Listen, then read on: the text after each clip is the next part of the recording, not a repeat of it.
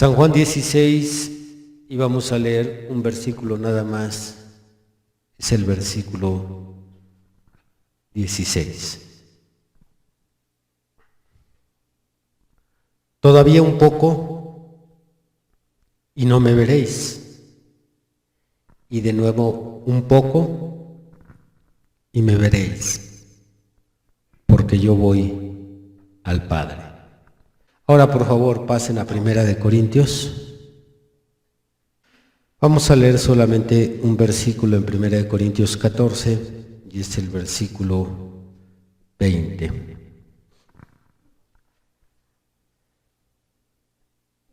Hermanos, no seáis niños en el modo de pensar, sino sed niños en la malicia, pero maduros en el modo de pensar.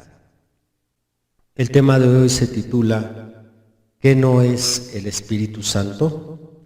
Y el segundo se titula ¿qué es el Espíritu Santo? Indefectiblemente, estos dos temas son necesarios para una generación de cristianos emocionalistas en extremo, influenciables en extremo y en muchos casos hasta ciegos espiritualmente. Bien podría llamarse a esta edad la edad de las sensaciones. Nosotros en el mensaje de la hora, gracias a Dios, estamos cómodamente sentados, ya que no somos una iglesia que nos dejamos llevar por cualquier experiencia, sensación, por cualquier evento sobrenatural. El Señor nos ha permitido, con la luz que trajo Dios a través de su candelero en esta edad, ser personas más centradas y más cuidadosas en este tema.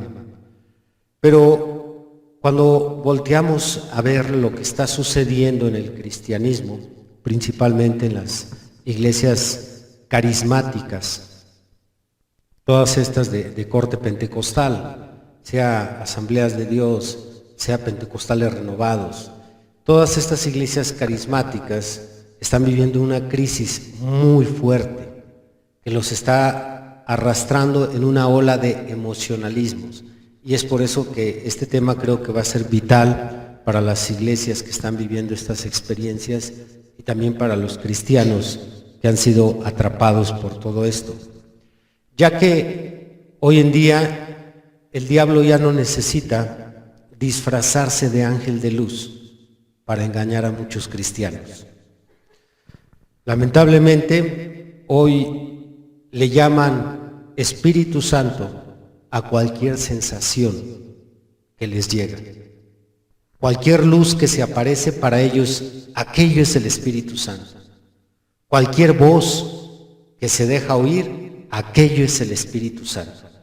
Lamentablemente es una crisis muy fuerte, ya que estos sensacionalistas no saben distinguir lo que es el Espíritu Santo a lo que puede ser una imitación o cualquier otra cosa. Entonces, para ellos pienso que este tema es vital. Nosotros entendemos que el pecador puede ser engañado porque no tiene la Biblia. En su mayoría pensamos, cuando hablamos de aquellos que no tienen la Biblia, aquellos que profesan la religión católica, entendemos que cualquier aparición para ellos es una manifestación del cielo, es una vindicación divina. Pero es tan lamentable y es tan triste que hoy en día muchos cristianos, miles, cientos de miles de cristianos, le llaman Espíritu Santo, etiquetan como Espíritu Santo a cualquier experiencia sobrenatural. En este primer tema voy a dividir mi estudio en dos partes, una donde explicaré cómo es que todo tipo de experiencia confusa es etiquetada por el Espíritu Santo, y en la segunda vamos a hablar de aquellas manifestaciones del Espíritu Santo que realmente son verdaderas, que son 100% bíblicas. Le damos la gloria al Señor. Muy bien, la Biblia dice que Satanás es un imitador. Claro está que él no imita cantantes o no imita artistas como algunos personajes que participan en concursos imitando a algún personaje reconocido. o algunos que imitan por ciertos sonidos muy buenos. Pero la especialidad de Satanás es imitar todo lo que Dios hace. En eso se especializa nuestro enemigo, el enemigo de la iglesia, en imitar todo lo que Dios hace, en toda su estructura espiritual, lo que es sus siervos, la iglesia, la forma en que Él se mueve, la forma en que Dios trabaja, todo aquello, la especialidad de Satanás es imitar. Hay muchas escrituras que nos lo revelan, pero vamos a leer nada más una que nos muestra cómo Satanás es un imitador de toda la obra de Dios. Abrimos Mateo capítulo 24. Bendito el Señor por siempre. Mateo 24, vamos a leer un versículo que es el versículo 24. Porque se levantarán falsos cristos y falsos profetas, y harán grandes señales y prodigios, de tal manera que engañarán, si fuere posible, aún a los escogidos. Si fuere posible. Este versículo, que ha sido malinterpretado y predicado infinidad de veces de una manera equivocada, muchos lo han citado como un hecho de que los escogidos serán engañados. Pero ya cuando lo parafraseamos, cuando desmenuzamos el contenido de este versículo, podemos, hablando en términos semánticos, podemos entender que los escogidos no serán engañados. Pero el trabajo que hará Satanás con estos falsos cristos y con estos falsos profetas será tan eficaz que si hubiera sido posible que Dios no protegiera a esos escogidos, estos serían engañados por la eficacia de la imitación del diablo en la estructura ministerial de la iglesia. Estos falsos profetas son tan convincentes porque aparte de que predican muy bien, les acompañan grandes señales y grandes prodigios. Sin embargo, aquí hay una revelación importante para el cristiano. Es una imitación. El imitador está levantando sus profetas, claro que estos son falsos, está levantando sus cristos, pero también estos son falsos y engañarán a muchos, menos a los escogidos. ¿Alaban a Dios? Cuando se trata de que el diablo imite a un Cristo o a un profeta, lo hace también, que es muy difícil distinguir con el ojo natural quién es el diablo moviéndose y quién es Dios, quién es el Espíritu Santo moviéndose. Es un excelente imitador. De hecho, si participara en la farándula merece los premios Grammy. O en el cristianismo debería de recibir los premios ARPA. O sea, el reconocimiento al mejor actor, al mejor cantante, pues ese es el diablo. Y es importante que lo conozcamos para que antes de que corramos detrás de aquello que le llamamos el Espíritu Santo, primero nos detengamos a visualizar. Cuando se trata de imitar a Dios mismo, veamos qué nos dice el apóstol Pablo en su segunda carta a los tesalonicenses, que también hace su trabajo Satanás cuando imita. Este pasaje que vamos a leer es uno de los pasajes más importantes donde el Señor está lanzando un foco rojo a través de sus apóstoles, de sus profetas, para que la iglesia vigile. Porque, como yo ya he compartido en otros estudios, el ataque más fuerte en esta última edad, el ataque más fuerte contra la iglesia es el engaño religioso. Como nunca se ha visto en otras edades. En esta edad es uno de los ataques más fuertes que el diablo lanzará contra el cristianismo, y a través de este engaño llevará a miles y millones al infierno. Por eso aquí vamos a poner atención a las palabras de Pablo. Yo una ocasión le comentaba a la iglesia, tratando de pellizcar profundamente su conciencia en este tema. aquellos que no vigilan, aquellos que no disciernen, aquellos que nada más se sientan a escuchar y a todo dicen amén. Pero una vez yo les decía a ustedes, ¿qué tal si yo soy un falso predicador? Un falso maestro. Una de las cosas que se atraviesan comúnmente en un congregante para no pensar tal cosa de su pastor o del predicador o del que está al frente es el amor, los vínculos de amor que se forman entre el líder y la congregación. Pero ¿qué tal si yo soy un falso predicador? Usted no puede decir, no, usted no lo es porque usted me cae bien. Usted no puede decir eso. Usted no puede tampoco decir, usted no lo es porque usted una vez oró por mí, yo sané. Dice Mateo 24:24 que a esos imitadores les acompañan señales y prodigios. Qué importante es que abramos los ojos espirituales, la mente, el discernimiento y atendamos a estas palabras de alarma del Señor, que dice, cuidado. El diablo es un imitador, imita bien a Dios y él también tiene sus predicadores.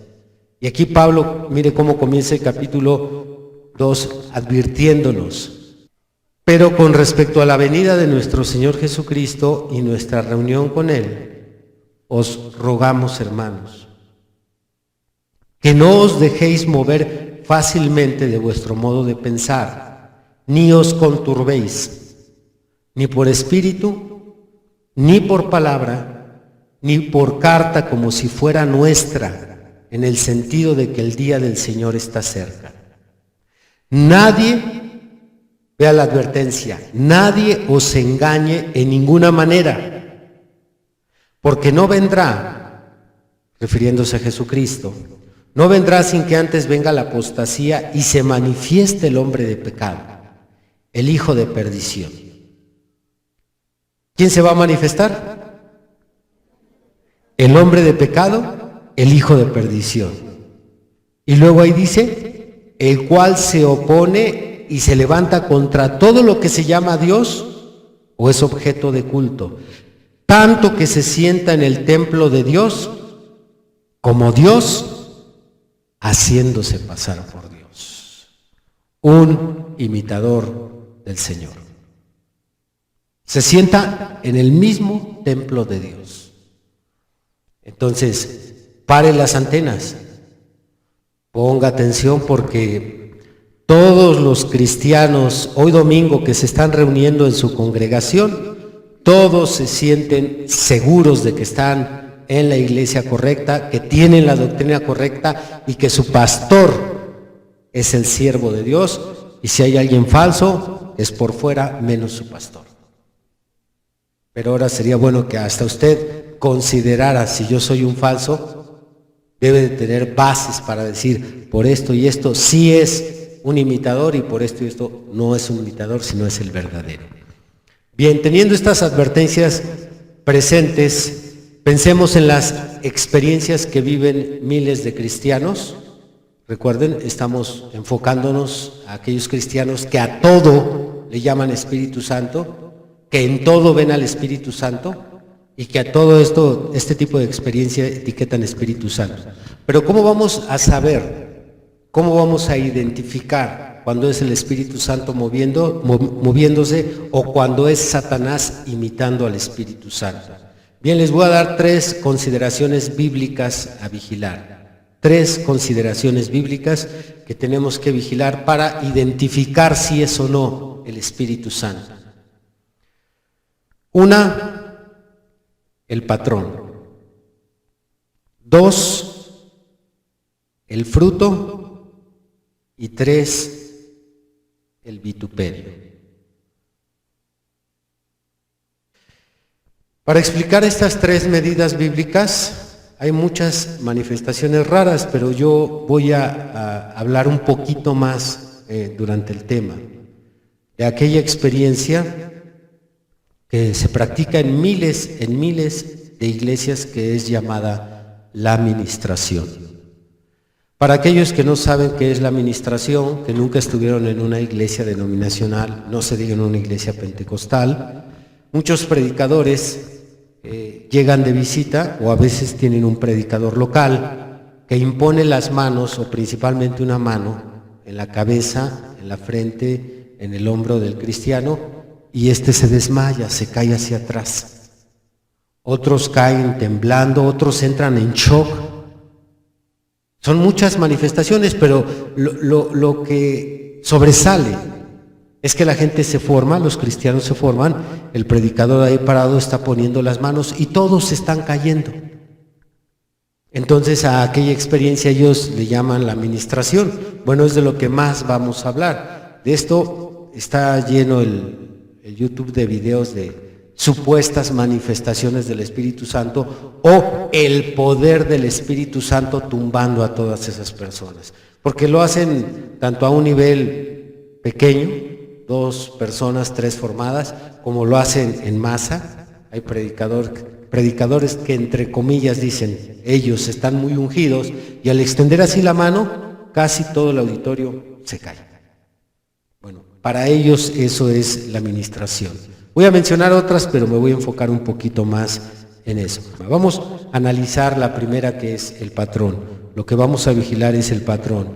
Si alguien ha de imitar algo o va a imitar a alguien, primero se necesita un patrón. No puede existir una réplica si no hay un patrón. Pensemos en una obra de teatro. Si se hace una escena donde sale el presidente Obama, alguien que está imitando al presidente Obama, es porque existe primero un presidente verdadero y de ahí, de ese patrón, se saca una réplica. No puede existir una réplica si no hay un patrón. Repita, no hay réplicas si no hay un patrón. Nosotros podemos entender que el diablo tiene un falso profeta porque él lo copió de un verdadero profeta. No podría existir un falso profeta si no hubiera un verdadero profeta. Sabemos que se han levantado a lo largo de la historia falsos mesías porque existió un verdadero mesías. Por ejemplo, 100 años después de que se fue el Señor Jesucristo, en el año 135, allí en Israel se levantó un falso mesías para guiar a los judíos. Simón Bar Kokhba, este hombre dirigió una rebelión, encabezó una revolución allí en Israel y se hizo llamar el Mesías de los judíos. Hoy, en el siglo XX, un hombre llamado José Luis Miranda también se hace llamar Jesucristo, encarne aquí a la tierra y también está jalando mucha gente. Bueno, todos estos falsos es posible que existan gracias a que existe un verdadero, un patrón. Del patrón salen las réplicas.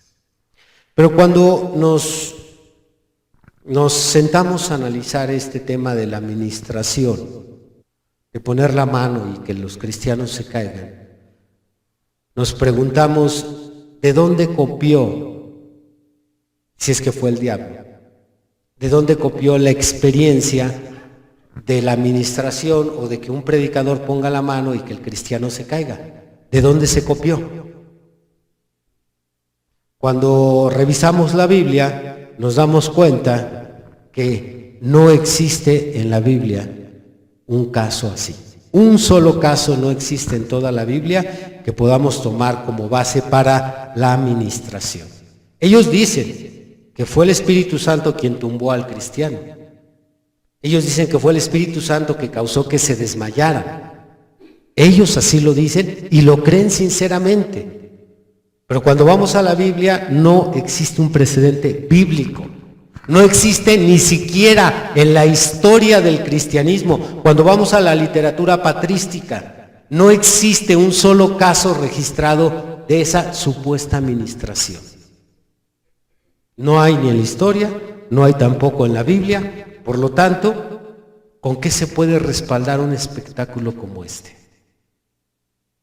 De entrada, aquí ya podemos decir que ni siquiera es una copia, no es una réplica. Aquí en este caso sería un invento porque no existe un patrón de dónde se copió aquello. Aquí todavía podemos decir que es más fácil identificar que aquellas experiencias no pueden proceder de Dios. Si hubiera algo como, pues en la Biblia sí existió la ministración. Hay dos casos en la Biblia donde una ocasión un predicador me respondió con estos versículos, y es cuando se le apareció un ángel a Juan en el capítulo 1 de Apocalipsis y a Daniel en el capítulo 9 de Apocalipsis, de su libro de Daniel. Bueno, viene a ser Daniel el Apocalipsis de los judíos. A ambos se les apareció un ángel y los dos cayeron de rodillas. ¿Cuántos han leído ese pasaje? Esa es la supuesta base que ellos toman para decir, mira, sí existe la administración, pero en realidad si así fuera, entonces los cristianos caerían de rodillas y no hacia atrás. Y luego aparte creo que la diferencia es notable porque a ellos se les apareció un ángel, un ser celestial. Cualquiera de nosotros quedaríamos congelados. Entonces, a diferencia de la administración, no es un ángel, es un predicador. Por lo tanto, esos dos versículos no son válidos como respaldo para la supuesta administración. Así es que, de entrada aquí podemos ya dejar asentado que no existe en la Biblia ni en la historia del cristianismo, por lo tanto no puede ser una réplica. No hay un patrón para este tipo de experiencia. Ahora, pongan mucha atención, yo de ninguna manera, yo no estoy negando que quien vivió esa experiencia no sintió nada, o no vio alguna luz, o no sintió una fuerza. Es real lo que siente, y lo que los tumba también es real, pero ese no es nuestro tema. ¿Sí? De ninguna forma yo me pondría a discutir o negaría, no sentiste nada, tú te caíste o tú te tumbaste, porque hay algunos casos, esto está tan mal, que en algunos casos que a unos predicadores no les funciona, los empujan literalmente, ya sea de la cabeza o del pecho, y como no se desmaya y el predicador tiene que probar que es de Dios, lo empuja y el otro no se cae. Y a veces caen en cosas tan ridículas que ahí se ve el jaloneo en la plataforma cuando este predicador está ministrando. Pero bueno, de entrada, ya al no tener fundamento en la Biblia, no le damos importancia a lo que la persona haya sentido, lo que haya experimentado, lo que haya visto, si fue una luz, si fue alguna nube, lo que haya visto. No hay fundamento en la palabra de Dios. Bíblicamente podemos, por lo tanto, decir bíblicamente que aquello no procede del Espíritu Santo, hablando de la ministración.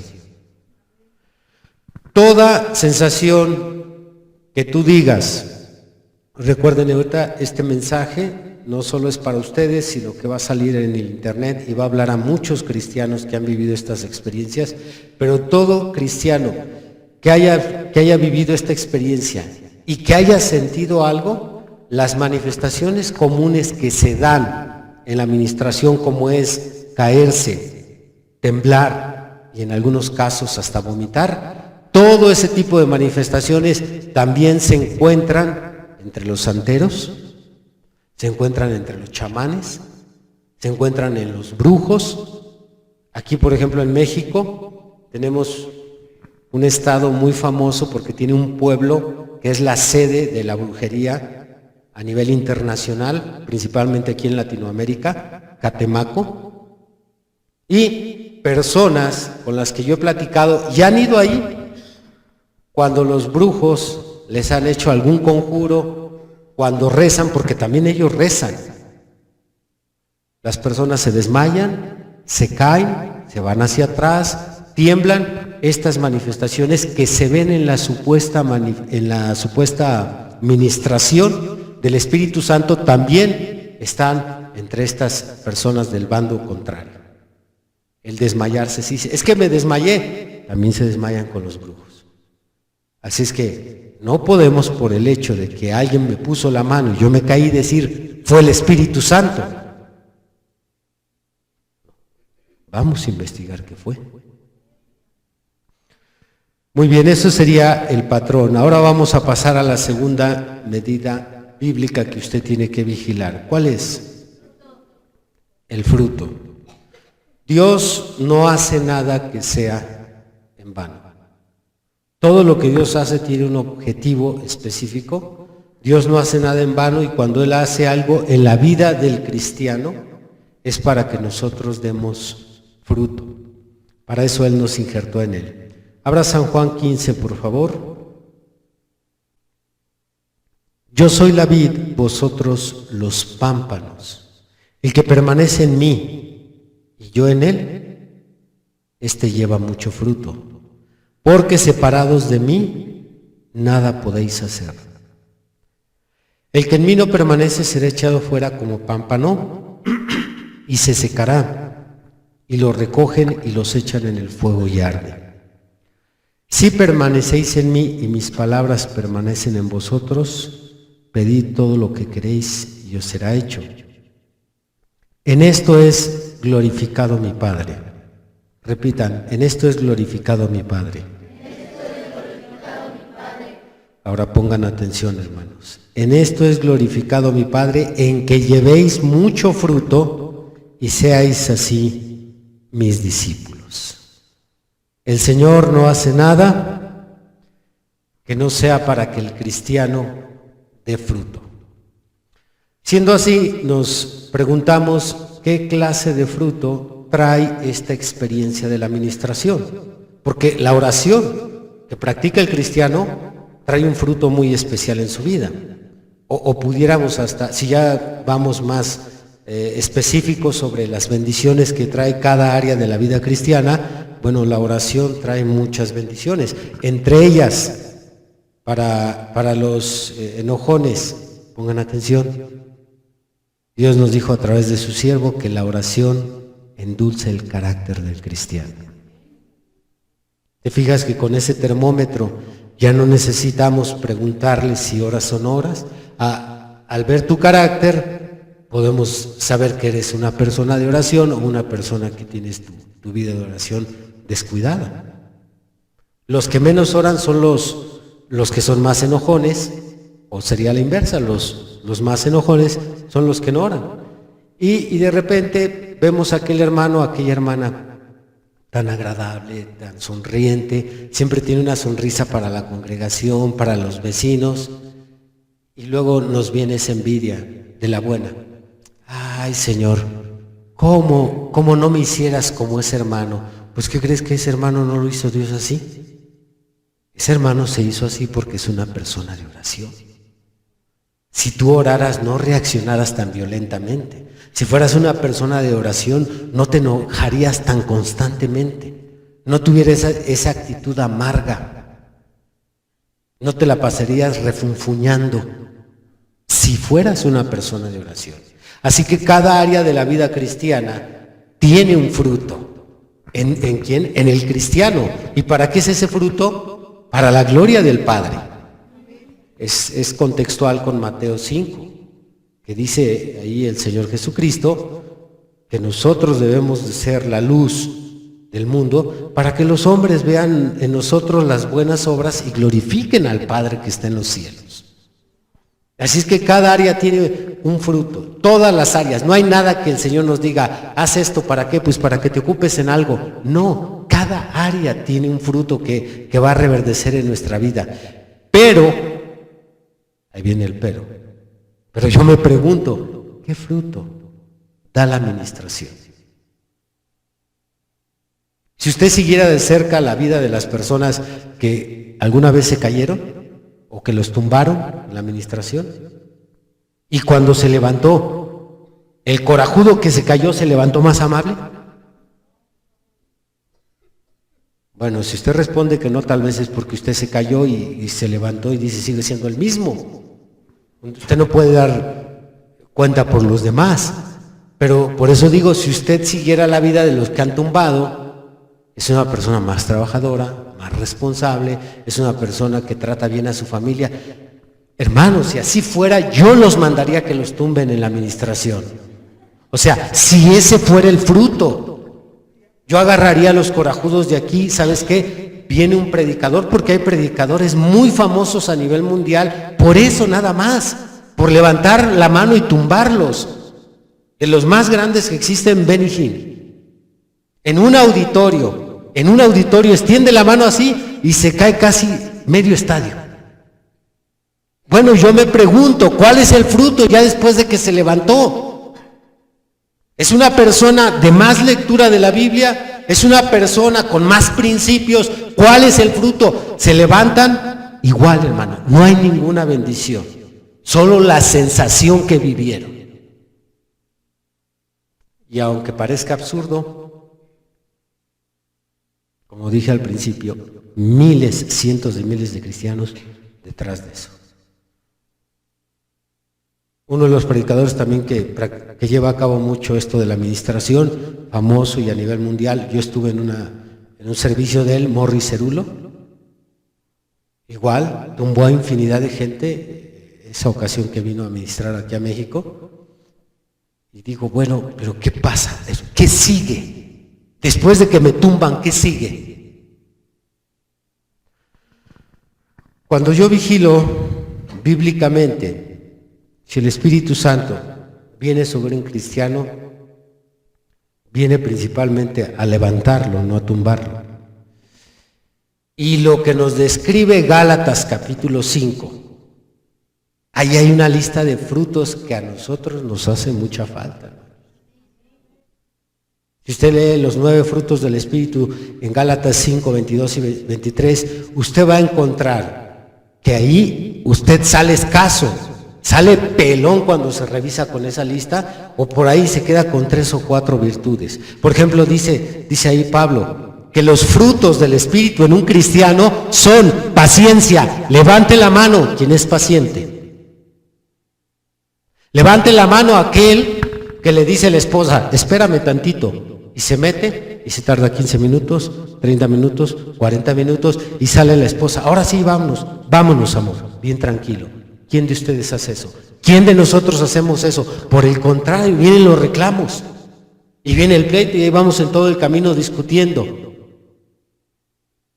Yo necesito paciencia, no que me tumben. ¿Cuál es el fruto de que alguien me tumbe con la mano? A ver, y sentí algo y me tumbó. Sí, me levanto. ¿Y qué pasó? ¿Ahora qué hiciste en mí, Señor? Si fuera el Espíritu Santo, me diera ese fruto, paciencia. También habla de la benignidad. Pongan atención, maldosos. Aquellos que dice Salomón en Proverbios que al insensato le divierte la maldad. Ahí hay una lista de bendiciones que si el Espíritu Santo viniera sobre tu vida, no a tumbarte, sino a transformarte, serías un desconocido para los que te conocen. Desconocido en el sentido no físico, sino, ¿y ahora qué le pasó? ¿Y ahora qué le pasó? ¿Alaban a Dios? Bendito el Señor por siempre. De la misma manera nos toca vigilar los frutos, porque ese es el punto a vigilar para detectar si es o no es el Espíritu Santo. Y para que no se nos vayan limpias las iglesias de nuestro mensaje, porque este tipo de temas, pues todas las iglesias del mensaje, amén, que les den duros a los de la denominación, para ver si así entienden esos cabezones que no aceptaron el mensaje de la hora. Hermanos, nosotros no cantamos mal las rancheras. ¿Cuáles son los frutos de los congresos que hacen nuestras iglesias del mensaje? ¿Cuáles son los frutos? No se diga cuando utilizan este tipo de reuniones para promover a los artistas. Y si usted se pregunta, ¿a qué se refiere, hermano, de promover a los artistas? Pues les diré que en este tipo de reuniones hay un espacio para que fulano pase a cantar una alabanza, para que luego pase otro grupo a cantar una alabanza, y luego un dueto, y luego el grupo de las hermanitas, y luego los niños, y luego como 2 horas ahí. cantando. Y la iglesia ahí como público. ¿A quién le trae gloria todo eso? ¿Al Señor? ¿O a ellos? Piense. Revisemos qué está pasando en nuestras iglesias. Vigilemos qué frutos está dando aquello. Y si no da frutos, si es en vano, eso no es el Espíritu Santo. El Señor no le gusta perder el tiempo y ni le hace perder el tiempo a otros. Alaban a Cristo. Y volvemos a retomar su asistencia aquí. Si ustedes están viniendo aquí, ¿cómo saben ustedes que el Espíritu Santo está trabajando en ustedes? ¿Cómo saben que el Espíritu Santo se mueve aquí? Correcto. ¿Qué van a vigilar? Bueno, si vienes y cambias, para bien claro, si tu vida espiritual está siendo edificada, vea qué sencillo, nada más hay que vigilar el fruto. Si yo voy con 3 médicos y solo uno de ellos, por medio de sus consejos y lo que me recetó y me revisó y todo, uno de ellos logró curarme, y alguien me dice, no, ese es un médico muy malo. Pues qué raro, los frutos prueban otra cosa diferente. El fruto, hay que vigilar el fruto, porque el árbol malo no puede dar frutos buenos, ni el árbol bueno puede dar frutos malos. Por sus frutos los conoceréis. Hay que vigilar qué fruto hay. Y de esa manera podemos decir, esta experiencia, el Espíritu Santo, pero ¿qué está haciendo aquí en mi vida, en la vida de ustedes? No, pues nada más se siente bonito. Se siente no sé qué, una fuerza, algo que me llena. Está bien que te llene y que te tumbe y todo lo demás, pero a mí háblame del fruto, porque es lo que Dios nos mandó, dar buenos frutos. ¿Alaban a Cristo? Vamos a pasar a la tercera medida bíblica. ¿Cuál es la tercera medida bíblica? El vituperio. Es lo que menos quiere Dios, que su obra se vitupere. Por eso tenemos ciertas instrucciones. Por eso tenemos ciertas instrucciones en la Biblia para actuar con cuidado y con prudencia. El cristianismo, entre todas las comunidades que puede existir, entre todas las fundaciones de ayuda social, el cristianismo es el que más ha sido señalado como fanático. No Alcohólicos Anónimos, también es una fundación mundial. La gente no dice, ay, bola de fanáticos. No, de Alcohólicos Anónimos no se señala eso. No el Club de Leones, no los Boy Scouts. Entre todas las fundaciones que existen de ayuda comunitaria, es el cristianismo al que tachan de fanatismo, de herejía, de demencia. ¿Sí? A pesar de que la Biblia nos enseña a los cristianos a actuar con cuidado y con prudencia. Este tipo de manifestaciones reales del Espíritu Santo, Dios nos enseña a manejarlas con prudencia. No a lo bruto, no a lo tonto, no a lo atrabancado. Tal vez alguien que no conozca mi doctrina, que no conozca mi forma de trabajar, piense que yo estoy en contra de los dones o las manifestaciones del Espíritu Santo. No, si hay un pentecostal de hueso colorado, soy yo. Yo creo que Dios se mueve, yo creo que Dios me hace bailar, me hace brincar, me hace saltar. Yo creo que Dios puede tomar mis labios y hablar en otro idioma. Yo creo eso, pero yo estoy hablando de prudencia y cuidado. Dios quiere que sus hijos se conduzcan de esta manera. Les voy a dar 2 ejemplos. Cuando el apóstol Pablo habla a la iglesia de Corinto, siendo una iglesia que no tenía nada de cuidado ni de prudencia, sabía Pablo que entre ellos había el don de lenguas y se manifestaba mucho. Así es que les da una advertencia y Pablo les dice, aquel que tenga el don de lenguas, les voy a pedir de favor que no sea un niño, que piense con madurez. Si va a ser niño, que sea niño en la malicia, pero en cuanto a manejar su don debe de ser maduro. Así es que si uno de ustedes tiene el don de lenguas y lo ha experimentado cuando ora o cuando está en la iglesia y viene Dios y toma sus labios, le voy a pedir de favor que se calle, que no hable en lenguas, que su don no lo use, a menos que haya un intérprete. Un hermano que tenga el don de interpretar, que interprete su don de lenguas. Y si no lo hay, que guarde silencio. Y Pablo les da una razón sensata. Les dice, porque si alguno de ustedes que tiene el don de lenguas se pone a hablar en lenguas y en eso llega un alma nueva, llega un pecador y lo oye hablando en lenguas, va a decir que ustedes están locos. Va a pensar que ese está loco y se va a asustar, como pasa hoy en día con muchos cristianos que hablan en lenguas, tienen a sus invitados y la gente se asusta y se va, algunos hasta blasfemando, por no tener prudencia y cuidado. Dios le preocupa que su obra se vitupere. Tiene mucho sentido, ¿no? Como a mí me preocuparía que alguien piense que mi esposa está loca. A mí me preocuparía. Si mi esposa saliera a la tienda con sus tubos y su cara llena de crema y sus chanclas, no, espérate, ¿a dónde vas? Me dijiste que hace falta para la comida. Sí, pero así no. Me preocuparía que la vituperen. ¿Qué van a decir? ¿Qué van a pensar de ella? A Dios le preocupa que piensen de su iglesia, que vituperen a su iglesia, que vituperen su obra. Y por eso nos enseña a manejar esto con cuidado. Veamos estos ejemplos, 1 Corintios 14, por favor. Vamos a leer desde el versículo 21 al versículo 28.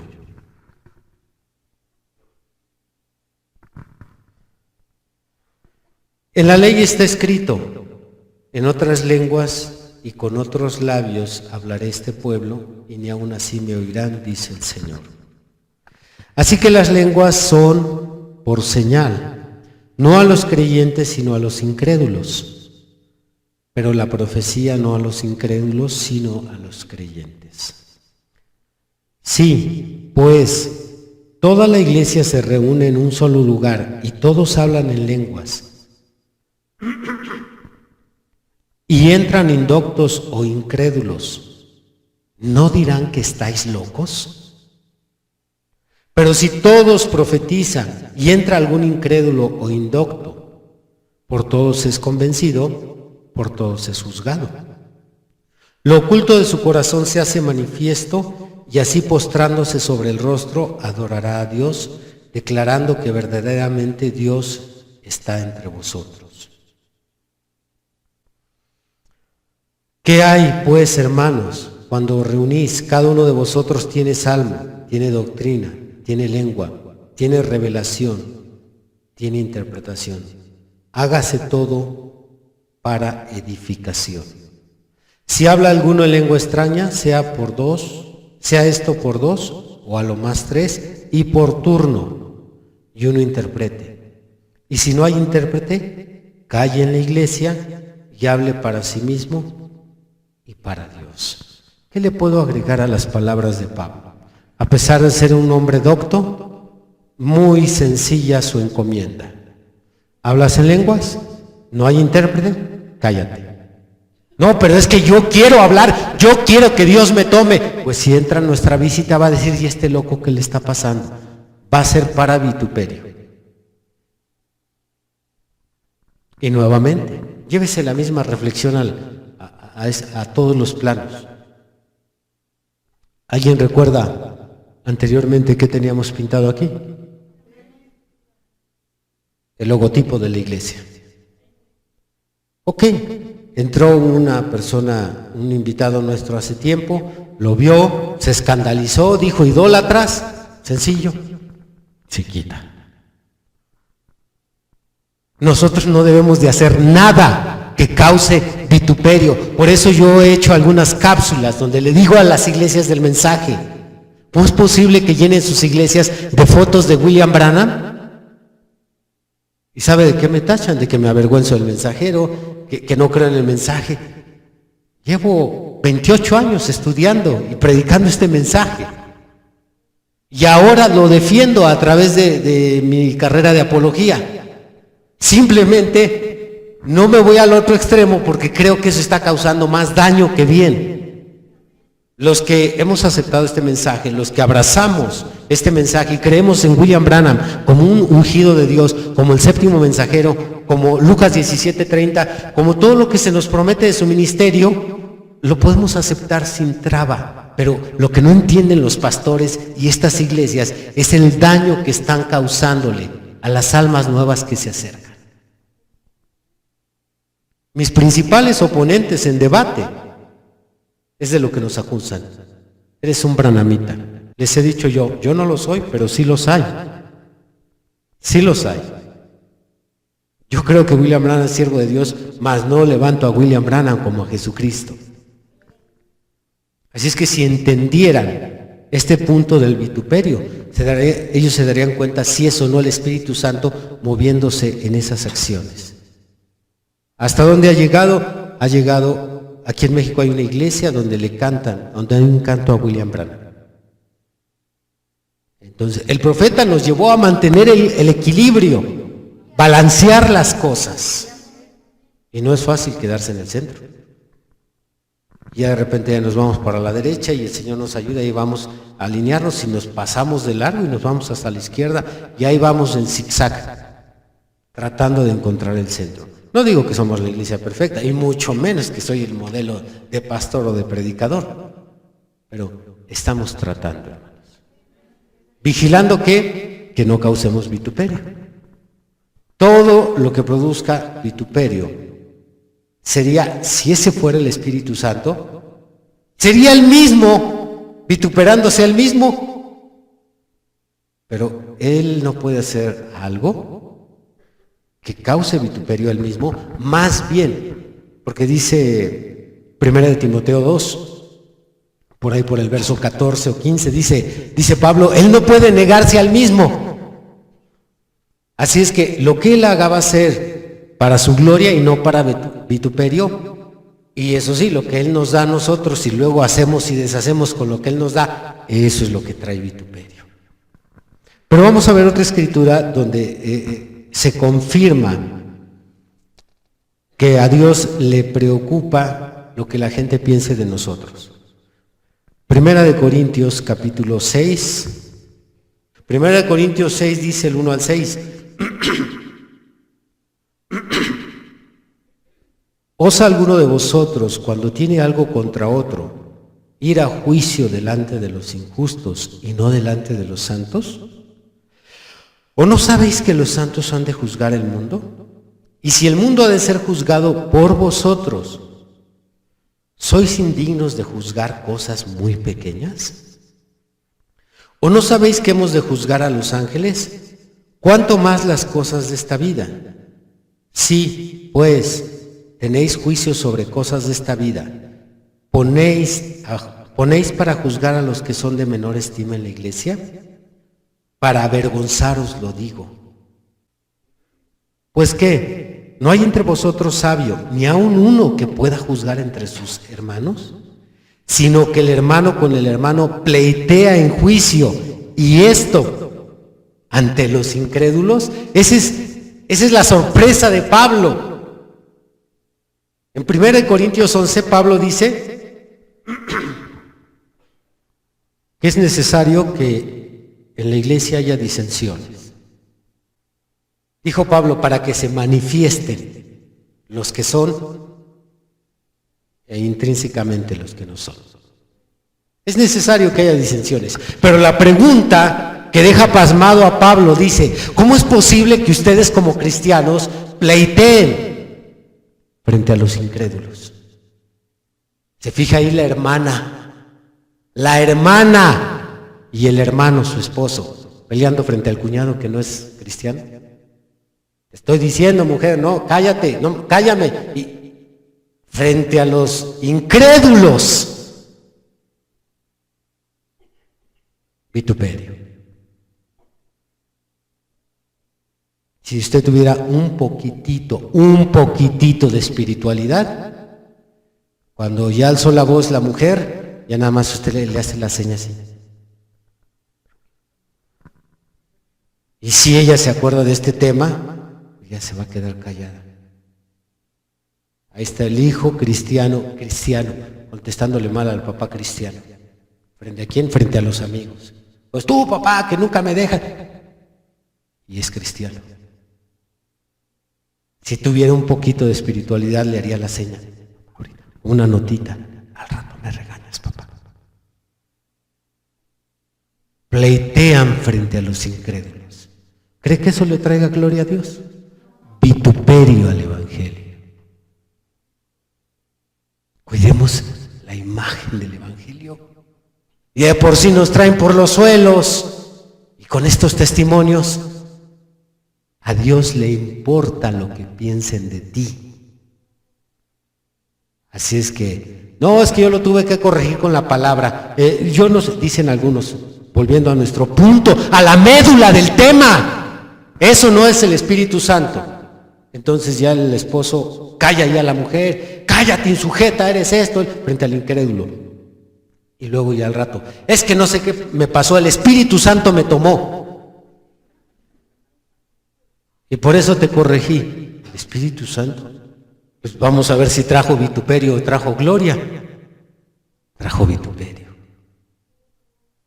Más bien quisiste lucir tus pantalones, quisiste lucir tu autoridad. ¿Y qué sucedió? Pues quedaste como un machista. Vigilen el vituperio. Es lo que deben vigilar. No debemos hacer nada que traiga vituperio. Y si lo hacemos, no culpe al Espíritu Santo.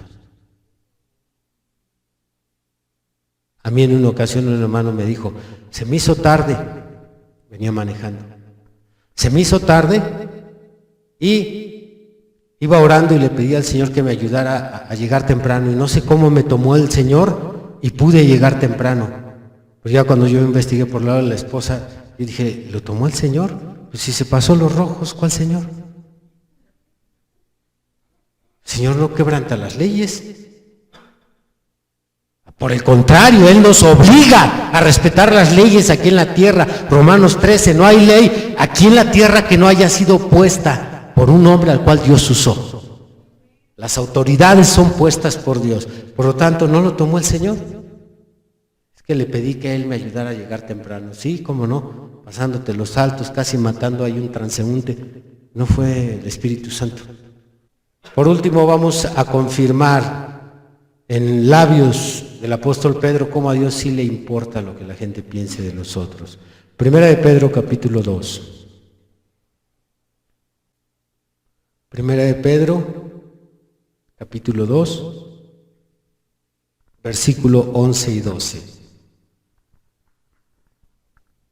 Amados, yo os ruego como extranjeros y peregrinos que os abstengáis de los deseos carnales que batallan contra el alma, manteniendo buena vuestra manera de vivir. ¿Entre quién?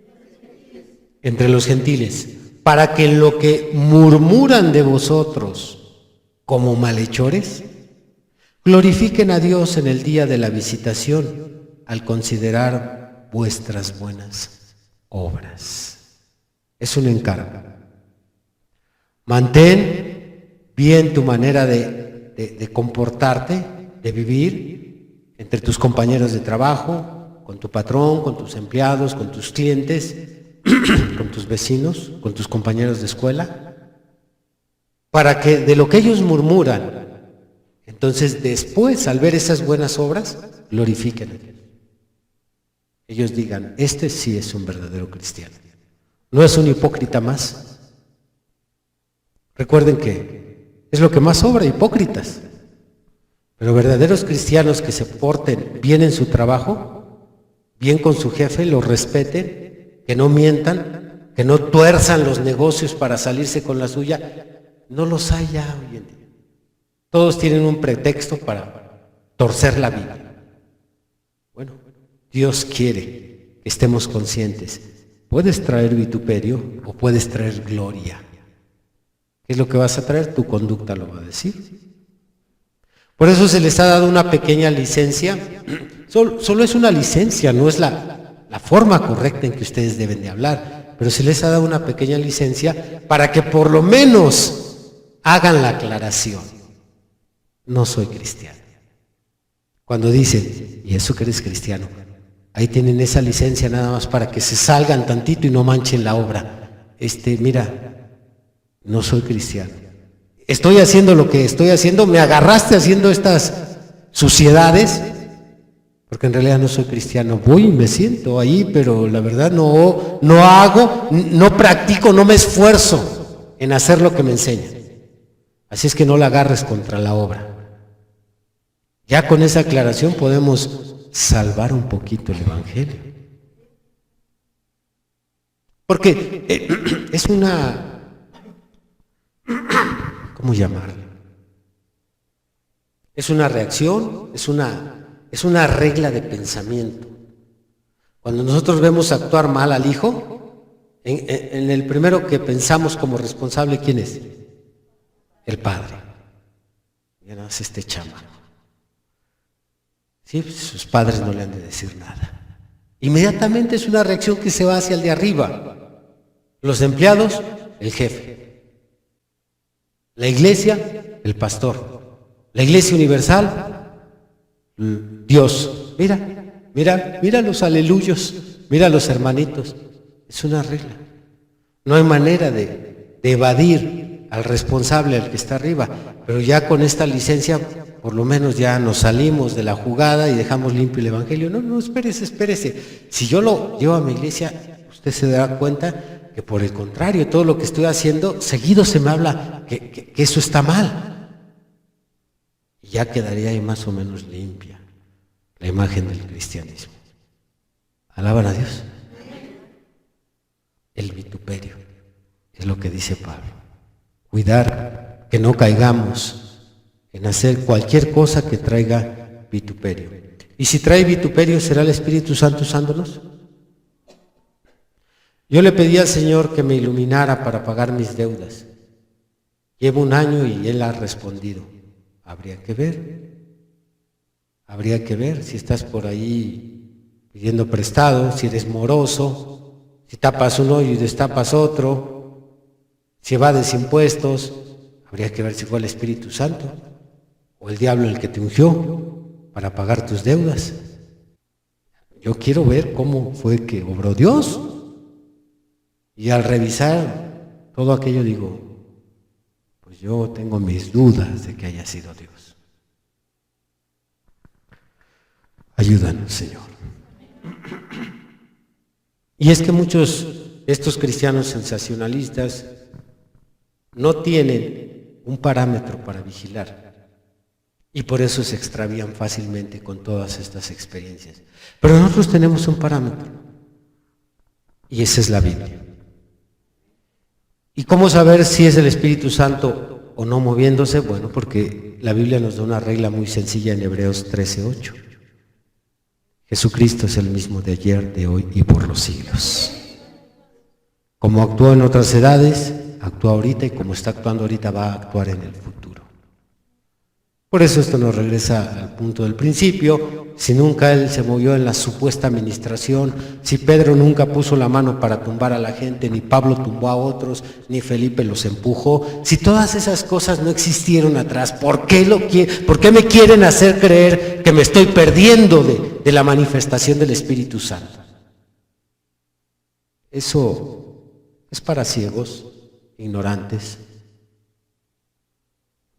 El ciego se va a extraviar en el camino por su propia ignorancia. Dice Salomón, su ignorancia lo matará.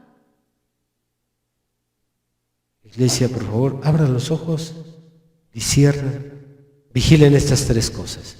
¿Cuál es la primera? ¿La segunda? La tercera. Resumiendo, preparo mi aterrizaje. Por tanto, podemos decir que el Espíritu Santo no es. El Espíritu Santo no es aquello que no tiene un patrón en la Biblia. Si no hay un patrón en la Biblia para ver cómo se movió el Espíritu Santo, eso no es el Espíritu Santo. El Espíritu Santo no es aquello que no da fruto, que glorifique a Dios en tu vida. Recuerde que Él no hace nada en vano. Si Dios se movió en ti, va a traer fruto, y ese fruto va a ser para la gloria mía, para la gloria de William Branham.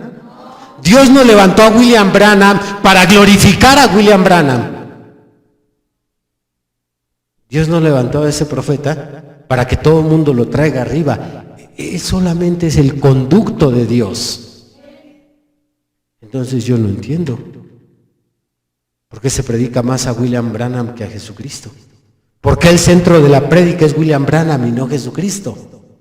Yo no lo entiendo. Quisiera que un pastor me lo explicara con la Biblia y aún con el mensaje en la mano.